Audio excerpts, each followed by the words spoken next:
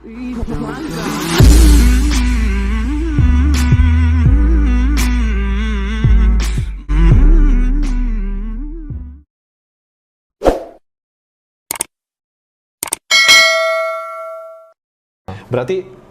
mungkin bisa Anda simpulkan nih. Berarti berangkat dari ayat ini untuk meninggalkan Kristen itu.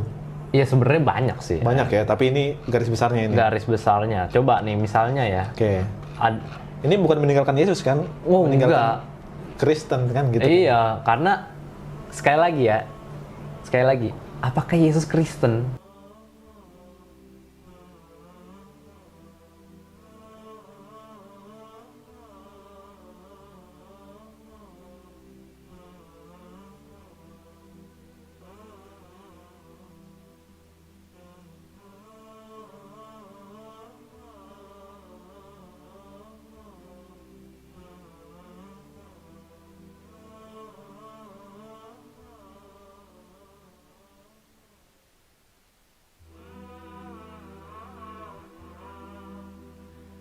Kalau ngikut Yesus nggak mungkin ninggalin Kristen.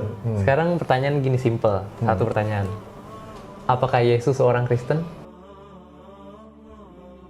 Apakah yang dilakukan, yang dikatakan oleh Yesus dan yang dilakukan oleh Yesus diterapkan oleh Kristen itu sendiri? Silahkan renungkan sendiri. Kalau misalnya benar-benar mengaku sebagai pengikut Yesus Kristus, gitu aja sih.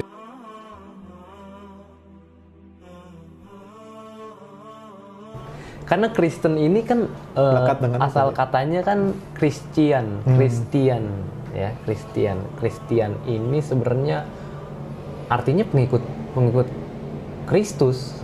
Kalau secara bahasa ya, ya otomatis Yesus bukan Kristen. Iya, Yesus karena dia bukan pengikut Yesus. Iya kan?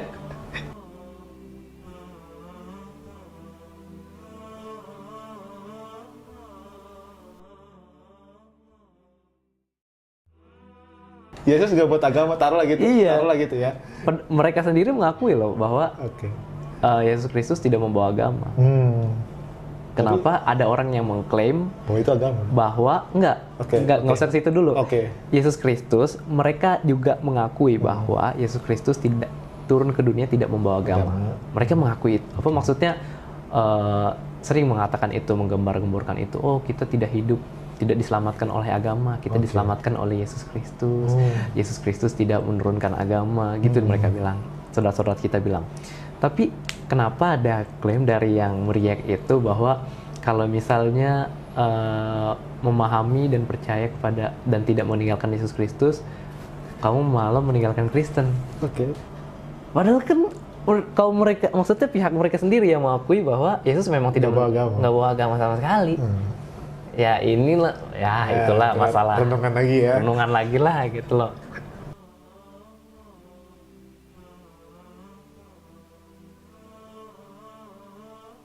Ada datanya juga, nggak bisa kita asal ngomong gitu loh. Ya kan, misalnya seperti mengatakan bahwa kalau misalnya memahami ajaran Yesus berarti tidak akan meninggalkan Kristen, itu kan kayaknya nggak berdasar ya. Iya.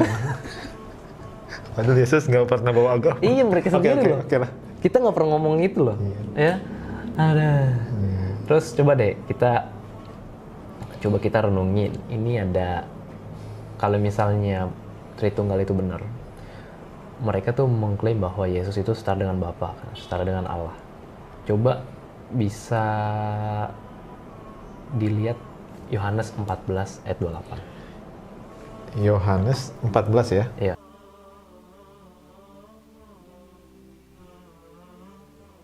Kamu telah mendengar bahwa aku telah berkata kepadamu, aku pergi, tetapi aku datang kembali kepadamu. Sekiranya kamu mengasihi aku, kamu tentu akan bersukacita karena aku pergi kepada Bapakku. Stop dulu. Aku pergi kepada Bapakku. Ngapain? Katanya Yesus setara dengan Bapa. Kenapa harus pergi kepada Bapakku ya? Iya ya. Kan Yesus setara dengan Bapa. Kepada Bapakku, sebab Bapa lebih besar daripada aku. Apa? Bapa lebih besar daripada aku.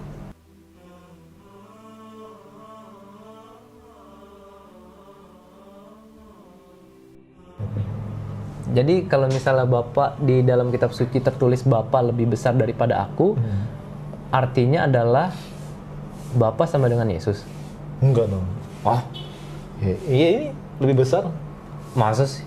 Bukannya setara? Enggak. Kalau secara tekstual nggak setara. Tapi kalau secara klaim nggak tahu, gitu ya kan? Ya itulah ya. Oke ya kan, bener nggak adil nggak? Iya. Adil. Ya kita menghargai lah. Itu kan ajaran dogma atau dogma keagamaan dari agama saudara kita. Kalau kita melihat secara jujur dan murni dari kitab suci mereka sendiri, ya tertulis ini Bapa lebih besar daripada aku. Kalau misalnya di sini tertulis Bapa lebih besar daripada aku, artinya sama dengan Bapa adalah Yesus, adalah setara, itu kan gimana ya? Tapi ya udahlah ya. Kalau kita, menurut kita sih sesuai dengan akidah kita ini sah-sah aja gitu loh. Iya, tauhid ini. Iya, nggak ada salahnya. Kita nggak menyelisih iman kita kan sebenarnya. Masalah penyebutan Bapa di sini kan sebenarnya bukan Bapa seperti biologis misalnya. Maksudnya kita tahu lah bahasa di kitab suci saudara-saudara kita memang agak berbau perumpamaan ya kan. Bapa itu umpama suatu pihak yang mencintai atau sangat mengasihi, sangat menyayangi hamba-hambanya gitu aja sebenarnya. Ya itu sama aja kita bisa bilang sebagai Tuhan gitu. Ya kan?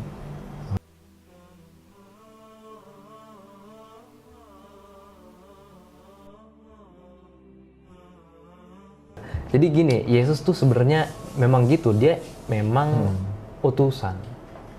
Sebenarnya dia utusan, dia tidak setara dengan Bapa sebenarnya. Yesus mempunyai misi untuk memperkenalkan Allah. Untuk memperkenalkan Allah. Maka sebagai jalan, dia tuh sebagai jalan. Kan ada tuh umat Kristen suka bilang, kalau misalnya Muslim bilang setiap hari 5 kali bilang ihdina siratal mustaqim tapi nggak nemu-nemu gitu katanya. Apa artinya ihdina siratal mustaqim? Iya, tunjukkan aku jalan yang lurus. Nah, jalan yang lurus di kitab suci mereka ada tertulis bahwa Yesus itu jalan dan kebenaran dan hidup. Nah, kamu harus ikutin Yesus. Kalau misalnya percuma kamu 5 kali ngomong ihdina siratal mustaqim, kamu nggak dapet Yesus, kamu nggak dapet. Bukan itu maksudnya. Justru gini, sebagai jalan menuju Allah. Yesus itu jalan menuju Allah gitu. Maksudnya kalau bagi siapa? Bagi bangsa Israel. Jadi kalau bangsa Israel ingin mengikuti jalan yang lurus, ya udah ikutin Yesus. Begitu juga ketika zaman sebelum kenabian Yesus, misalnya Nabi Yahya, sebelumnya lagi Musa misalnya.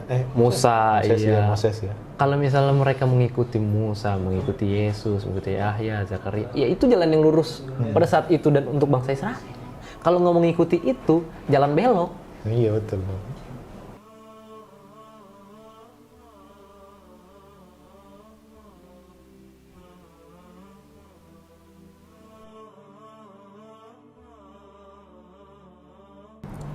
Bila sekiranya ada yang ketika masa misinya Yesus itu di bangsa Israel, bila sekiranya ada yang mau mengenal dan mendengarkan Yesus atau Isa, pasti kemudian akan bisa mengenal Allah, mengenal Tuhan dengan benar, dengan jalan yang lurus. Nah, orang yang melihat kuasa-kuasa yang dilakukan oleh Yesus, misalnya mukjizat, dia bikin mukjizat seperti membagikan orang mati, kan di Al-Quran juga ada ya kan bisa menyembuhkan orang yang sakit kusta, bisa membangkitkan orang mati, terus ya macam-macam lah keajaiban. Kita juga para nabi kan banyak mukjizat kan. Nah, apa tujuannya? Supaya umat itu tahu nih orang bukan orang asal-asalan, bukan orang sembarangan. Ini pasti orang pilihan Tuhan. Itu maksudnya supaya orang percaya itu dan umat itu mengikuti orang ini. Nah, kalau cuma tadi diandaikan ihdina siratal mustaqim, ya nggak make sense dong. Iya. Karena kan beda kan. Nah, kalau makanya sebenarnya intinya adalah kita tuh ikutin nabi gitu loh. Ikutin nabi. Kalau misalnya dibilang cuma Yesus doang, ya sebenarnya semua nabi itu jalan yang lurus bagi umatnya. Jalan kebenaran dan hidup juga. Iya. Entah Musa yang bisa membelah apa? Laut. Ya. Laut.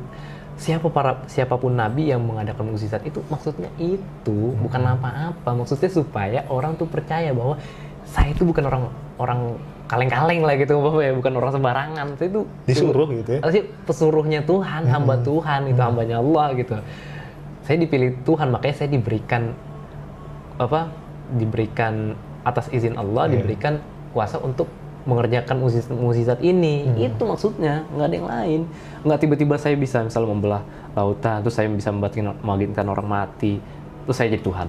Enggak kayak gitu loh. Oke.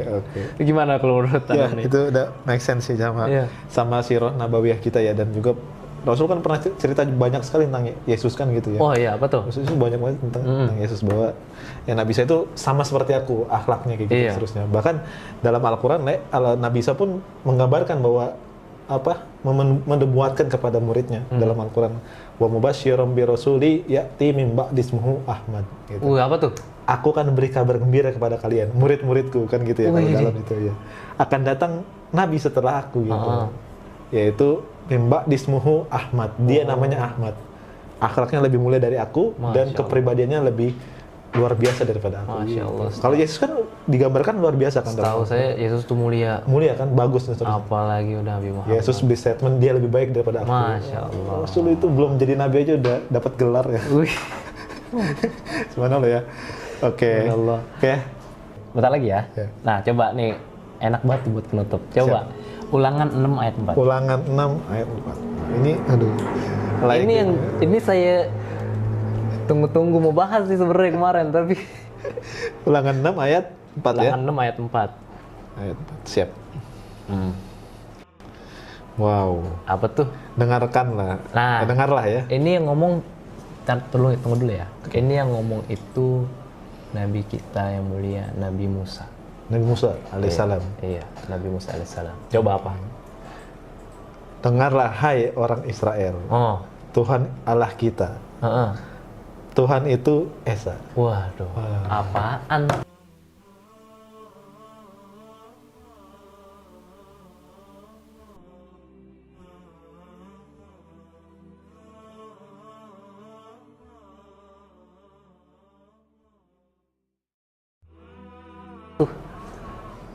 Nabi Musa ini. Sekarang pertanyaannya, tunggu dulu deh. Di masa selanjutnya, di masa Yesus bermisi, Yesus juga mengatakan hal yang linear atau yang sejalan dengan apa yang Nabi Musa katakan. Coba dilihat di Markus 12 ayat 29. Markus 12. Oke.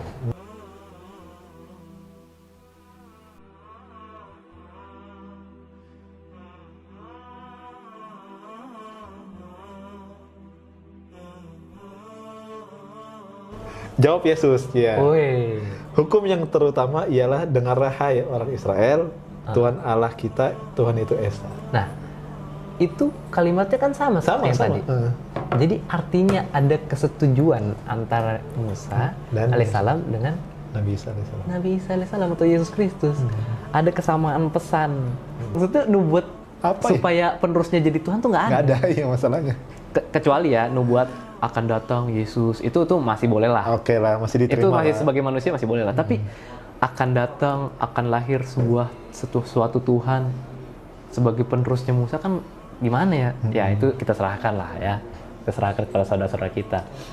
Nah, terus pertanyaan untuk Yesus, apakah Yesus tahu bahwa ketika dia melantunkan Shema itu, Tuhan itu adalah Tritunggal dan salah satu anggotanya adalah dia sendiri? Coba. Enggak. Ini sebenarnya sederhana, ini ayat pasaran ini. Di dunia apologetik, di dunia kristologi ini ayat pasaran, tapi kadang-kadang kita lupa untuk merenunginya lebih dalam gitu loh. Kira-kira apakah Yesus tahu bahwa yang dilantunkan itu Tuhan yang Tritunggal dan salah satu anggotanya itu adalah dia? Kan gimana ya?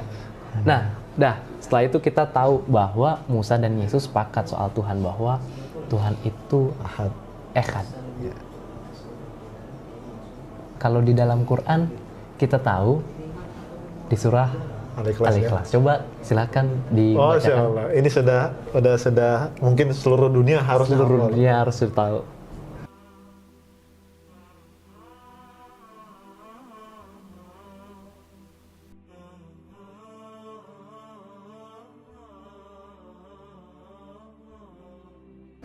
Katakanlah Allah adalah ahad.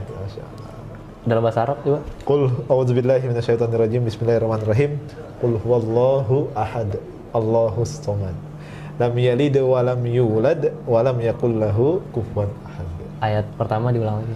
Qul huwallahu ahad. Dalam ulangan 64 dan 12:29, Markus 12:29, bunyinya Shema Yisrael Adonai Eloheinu Adonai Echad. Pesannya sama. Ya. Di Al-Ikhlas ini masa kenabiannya siapa nih? Rasulullah SAW. Musa mengajarkan bahwa Tuhan itu Echad. Yesus mengatakan bahwa Tuhan itu Echad. Nabi Muhammad menyampaikan juga mengajarkan bahwa Tuhan itu Ahad. Allahumma shalli wa sallim. Kayaknya gimana kalau misalnya bukan 3 nabi yang sembarangan ini. Ini waduh, orang-orang Ulul azmi nih. Ulul azmi nih. Ulul azmi nih. Bukan orang sembarangan nih.